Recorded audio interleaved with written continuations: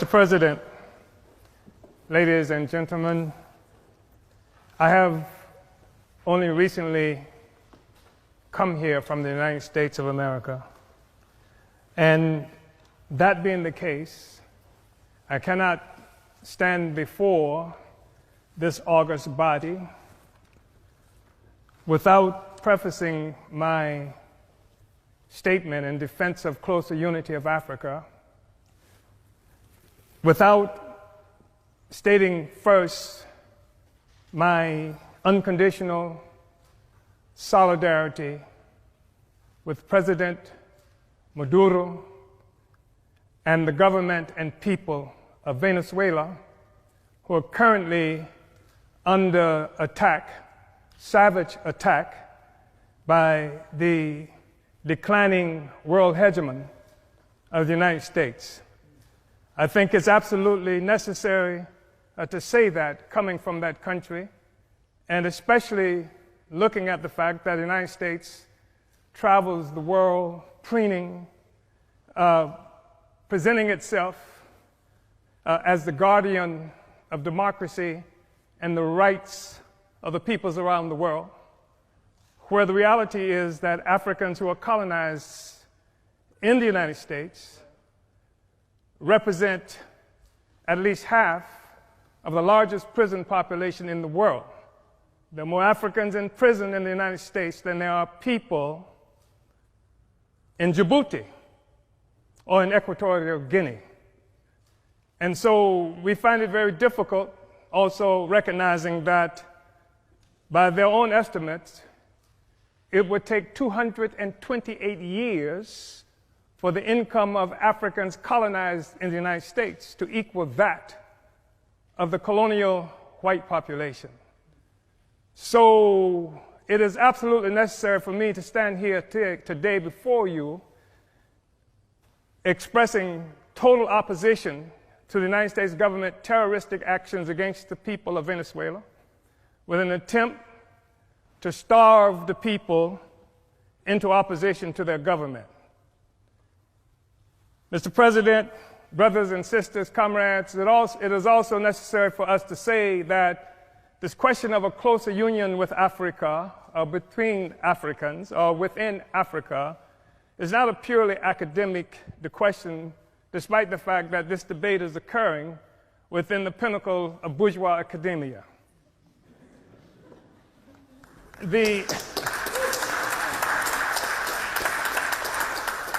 That there is a natural, historical inclination for Africa and African people to be united, which is one of the reasons I am here today. The truth of the matter is that this discussion about the unity of Africa, union of Africans, started much earlier than any incursion, as it might be characterized, of China or the Trump administration into Africa. The reality is that Africa came under assault some 600 years ago when Portugal first came and captured African people and initiated the process that would begin capitalism and would establish and consolidate the identity of Europeans in the world. It is a reality that capitalism rests upon a foundation of African slavery. Africans were first capital.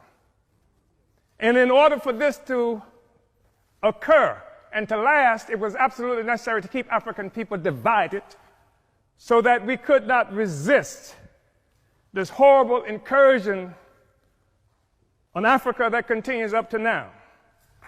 I think it's important to be able to say that. I think that we have to say that we've seen example after example by African people to unite. We've seen what used to be warring tribes in this geographical terrain that we occupy at this moment, able to achieve a sense of sameness that people refer to as nations, founded on a common economy that came from slavery and colonialism. This is the basis of the unity that we see If there is a problem with the European Union today, it is because the foundation, the economic foundation of capital, of imperialism, is being stressed by the struggles of the oppressed peoples of the world to take back their resources from this parasite that bleeds Africa, that bleeds the world, that bleeds Afghanistan, that bleeds the people of Yemen who are dying by the thousands even as we have this discussion. This is the basis of a Brexit. It can't stand together anymore because the host is rejecting the parasite. And it's creating crisis throughout Europe and throughout the imperialist world. I think it's necessary, brothers and sisters, to say that there has been a natural trajectory by African people for closer union. We know that we're talking about having this discussion in part because in 1884-85, Europeans sat at a table in Berlin, Germany, not a single African there, and carved up Africa into the territories that we now sometimes call countries and illogically refer to as nations. Africans didn't do that. It was Europe that did that. It was Europe and imperialism that required Africa to be divided so that the resources of Africa, both human and material, could come and pave the streets in London and grow the buildings in Amsterdam and bring clean water to New York, while the streets in Sierra Leone are not paved. And the people in Sierra Leone do not have clean water. And there's no national electric grid there. It is necessary to keep Africa divided by European imperialism and by all the imperialism in order to continue to suck the resources from Africa so that cell phones could exist here, so that Steve Jobs and the others could achieve some great notoriety from the coltan that comes from Congo, where Leopold killed at least 12 to 15 million Africans in order to conquer and keep Africa in the condition it's in today. We talk about a united Africa and African Union because of what European imperialism has done to Africa to keep us divided. We know it's true. We saw 100 years or so ago, Marcus Garvey organized the Universal Negro Improvement Association and African Communities Leagues that stretched across the globe.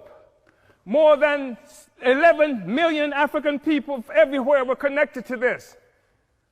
Africa for Africans, at home and abroad. That was the cry. Not Africans for Nigerians that didn't even exist until the British created it in 1915. And Flora Shaw, the mistress who would become the wife of Frederick Lugard, came up with the name nigger area. Not this false national consciousness that has been imposed on Africans around the world, so that when the Portuguese found shrimp on West Africa and then named it for the Portuguese word for shrimp, Cameroon, it is not true that they are shrimp despite the fact that the people call themselves Cameroonians today. It is a false national consciousness. The false national consciousness that created the American Negro, that created the Black Brit, and the Afro-Swede. We are one Africa, one nation, and we must have closer union. But in order for that to happen, it has to be a revolutionary union. The Organization of African Union, created on May 25th, 1963 in Addis Ababa, Ethiopia, was part of an effort to circumvent efforts by Kwame Nkrumah to build a single union of African states.